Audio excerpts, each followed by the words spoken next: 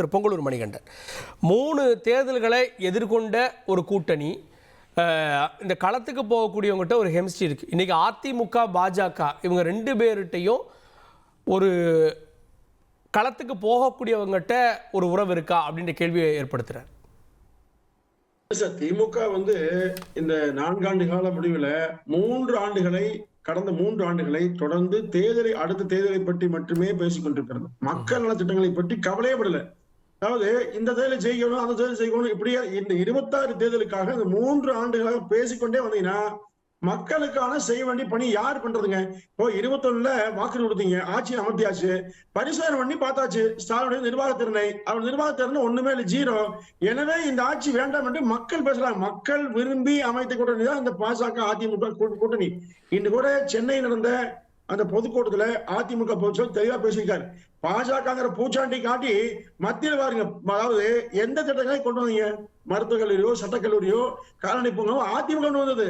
திமுக ஆட்சிக்கு என்ன பண்ணுனீங்க? 4000 ரூபாய் கொடுத்தவங்களை தாண்டி சொல்வதற்கு எதுவுமே இல்ல. இப்படிங்க பிஜேபி அப்புறம் எப்படி 2024ல 40-40 ஜெயிக்கிறாங்க சார்? அதாவது அதுதான் சொல்றது. நீங்க மோடிக்கு எதிராக ராகுல் காந்தி ஆதரவாக வாக்கு போட்டாங்க ஒன்று, அதிமுக தனியாக நின்றது, வாக்குகள் பிரிந்து ஜெயிச்சாங்க. அதே மாதிரி அதிமுக பிஜேபி இணைந்திருந்தால் நிச்சயமாக வெற்றி வேறு மாறி இருக்குங்க. அது மிகப்பெரிய தவறுதான். இப்ப ஒண்ணும் இல்ல, இந்தியாவில அதிக ஆண்டுகள் இந்த நாட்டை ஆண்ட கட்சி யாருங்க? காங்கிரஸ் கட்சி. அவர்கள் அதிகமாக மாநிலங்களை கலைத்தாங்க. 356 பயன்படுத்தி மிசா கொண்டது அவங்கதான், எமர்ஜென்சி கொண்டது அவங்கதான். இப்ப ஈழத்துல 1.5 லட்சம் தமிழர்களை கொண்டு குவித்தது அவர்கள் தான். இப்படி மக்கள் விரோத தமிழர் விரோத கட்சியாக காங்கிரஸ் இருக்கிற போது அந்த காங்கிரஸை தழுவியே திமுக இயங்குவது ஏங்க? அண்ணாவால் அந்த அழிக்கப்பட்ட கட்சி காங்கிரஸ் கட்சி. அண்ணா அழித்த காங்கிரஸ் கட்சியை மீண்டும் உயிர்ப்பித்து தங்களோட வைத்துக் கொண்டு ஏன் கொண்டு அப்ப என்ன கொள்கை? காங்கிரஸ் எங்க கூட வரும் அப்படின்லாம் 2024ல சொல்லிட்டு இருந்தீங்கல்ல சார்? நீங்க இல்ல அது சொல்ல, அது ஊடகங்களா பேசப்பட்டது, அதிமுக சொல்லவே இல்லை. நீங்க ஒரு விஷயம், பாஜகவை கூட்டணி சேர்த்துக் கொண்டு பயணிப்பது என்பது அதிமுக விருப்பம். அதிமுக எடுத்த முடிவினால உங்களுக்கு இமாலய வெற்றி நினைச்சேன்னா கற்பனை பண்ணீங்கன்னா 26 சந்திப்போம். நிச்சயமா சொல்றேன். இல்ல அவங்க சொல்றது இதே கூட்டணி நாங்க எதிர்கொண்டிருக்கோமே, 21ல எதிர்கொண்டிருக்கோமே கேக்குறாங்க. அது சார், இதே தவறு. 2019 உண்மையில் அதிமுக பெருந்தோல்வி. நாடாளுமன்ற தேர்தலை மறுக்க முடியாது. 5-6 லட்சம் வாக்கு வித்தியாசம் ஏற்படும். ஆனால் 2 ஆண்டுகள் கழித்து நடைபெற்ற சட்டமன்ற பொதுத் தேர்தலின் போது முதலமைச்சர் எடப்பாடி அறிவிக்கப்பட்டவர் வெறும் 2 லட்சம் வாக்குகள் மட்டுமே குறைவாக பெற்று 50 தொகுதியில் அதிமுக வெற்றி வாய்ப்பு எழுந்த நிலையில்தான் திமுக ஆட்சி. பிரசாந்த் கிஷோர் பொய் வாக்குறுதி, கட்டுக்கதை, மோடி எதிர்ப்பு எத்தனை பேசியும் கூட நீங்கள் வாங்கிய வாக்கு எவ்வளவு? சாதாரண எளிய மனிதர் எடப்பாடி வெல்ல முடிஞ்சுதா? பொய் பேசி இன்னைக்கு பாருங்க, எடப்பாடி எளிய மனிதரையும் ராஜவம்சத்தை ஐயா ஸ்டாலின் ஒப்பிட்டு மக்கள் பாக்குறாங்க. யார் வெல்ல வேண்டும், யார் நம்மை ஆள வேண்டும் என்று வருகிற போது வாழ தெரியாத பெரும்பாலோர் வாழ்நாட்டில் ஆள தெரியாத ஒரு ஆட்சி வருகிற மாதிரி மக்களுக்கு அன்றைக்கு வாழ தெரியவில்லை. ஆள தெரியாத ஸ்டாலின் ஆட்சி அமைந்து விட்டது. இந்த ஆட்சி நிச்சயமாக 26 வீட்டுக்கு அனுப்பப்படும். இது மக்களுடைய விருப்பம். ஆண்டாள் பிரியதர்ஷினி அவர்கள்ட்ட அதிமுக பாஜக தனித்து இருந்தப்போ பெற்ற வாக்குகளை பாருங்க, அந்த அடிப்படையில் தான் மக்கள் அமைத்த கூட்டணி அப்படின்னு சொல்ல வர்றாங்க. அவங்க சொல்றது 21 தேர்தலில் 19ஓடு ஒப்பிடுறப்போ வாக்குகள் உயர்ந்திருக்கு, அந்த வாக்களை இப்போ எட்டி பிடிச்சிருவோன்றாங்க. இல்லை, அதான் தம்பி மணிகண்டன் அவர்கள் நிறைய நம்பிக்கையோடு இருக்கார். அது அவரோட உரிமை, நம்பிக்கையோடு இருக்கிறது. ஆனால் திரும்ப திரும்ப தேர்தல்களில் தோல்வியுற்றது யார்? பிரிஞ்சிருந்தாலும் தோல்வியுற்றாங்க, கூடினாலும் தோல்வியுற்றாங்க. அப்படிங்கும்போது அவர்கள் அதை திறனாய்வு செய்து பார்க்கணுமா இல்லையா?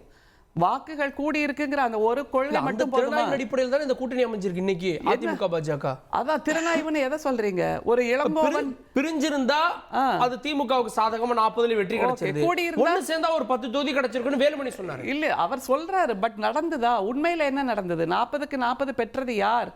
இத்தனைக்கும் மோடி அவர்கள் அவரே சொல்றார், தமிழ்நாட்டு மக்கள் மோடியை விரும்பவில்லை, ஏனென்றால் அது நாடாளுமன்ற தேர்தல் அப்படிங்கிறாரு. எத்தனை முறை நம்முடைய தமிழ்நாட்டுக்கு அவர் ரோட் ஷோ வந்தார். ஆனாலும் கூட நம்முடைய தமிழக மக்கள் புறக்கணித்தார்கள். ஏன் அப்படின்னா, நீங்க மணிகண்டன்ட்ட கேட்டுட்டு சொல்லுங்க எனக்கு. மும்மொழி கொள்கையில் இவங்களோட நிலைப்பாடு என்ன? PM ஸ்ரீ ஸ்கூல், இவங்க எதுக்கெல்லாம் மக்கள்கிட்ட போய் நிற்க போகிறாங்க, எதை சொல்லி நிற்க போகிறாங்க? முதல்ல அதை கேளுங்க. குழந்தைகளுக்கு எதிராக இருக்கிறது பிஜேபி, அதனோடு நாங்கள் கூட்டணி வைத்திருக்கிறோம். 3வது 5வது 8வதுல பொது தேர்வு நடத்த போகிறாங்க. இல்லைன்னா நீங்க டீடைன் ஆயிடுவீங்க, அடுத்த வகுப்புக்கு போக முடியாது ஹிந்தியை படிக்காததால். அப்படின்னா தமிழ்நாட்டு குழந்தைகளுக்கு எதிராக இருக்கிறார்கள்.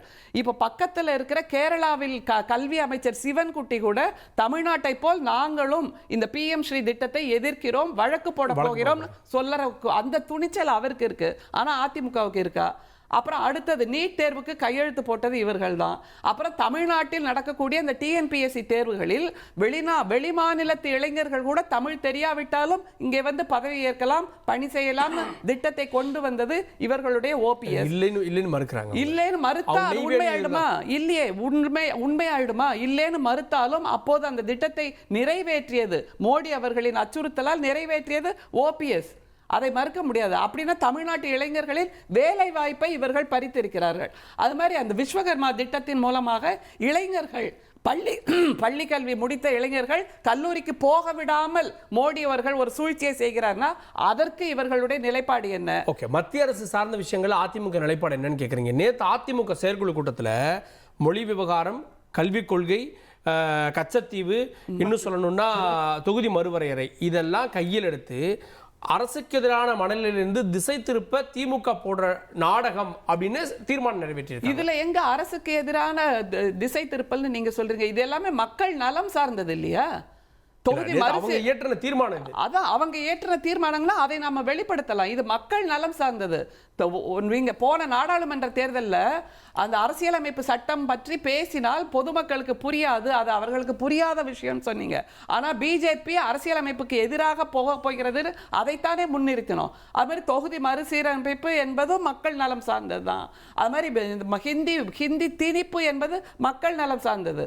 அது மாதிரி பள்ளி கல்வியை இல்லாமல் ஆக்குகிறார்கள். யோசிச்சு பாருங்க, அந்த 3% மக்களுக்கு மட்டுமே தான் கல்வியை கொடுக்க வேண்டும். இன்னைக்கு கூட நிர்மலா சீதாராமன் அவர்கள் சொல்லியிருக்கார் குவாலிட்டி வேணும்ல அப்படின்னு.